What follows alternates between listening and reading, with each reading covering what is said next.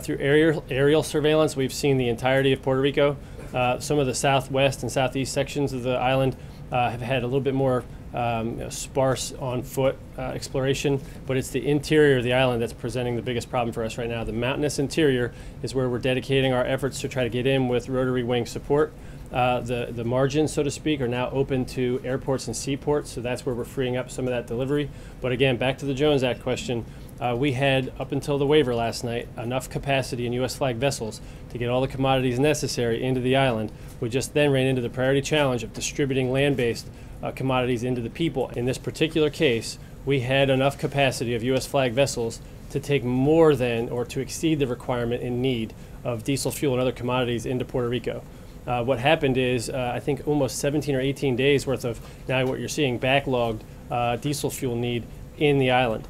And so, but it was a little bit misunderstood and misreported that we had a capacity problem and had to waive the Jones Act. Not the case. The idea here is that we had provided as many commodities as were necessary to the island. The challenge became then land-based distribution. That remains the challenge.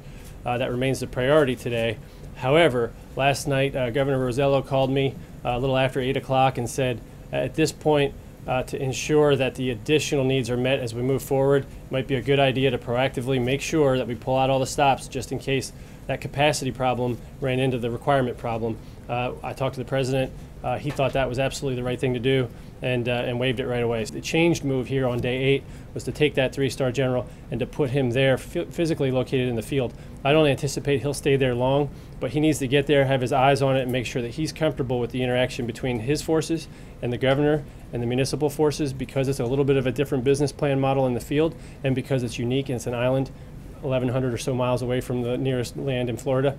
And so once he's satisfied, I think, or would expect that 3-star general to recede back into his appropriate command structure. But for now, both he and his 1-star subordinate command will be there in charge of ground forces and overall military marshal. And we'll end up with a lot more people there over the coming days to try to address this really significant problem and significant need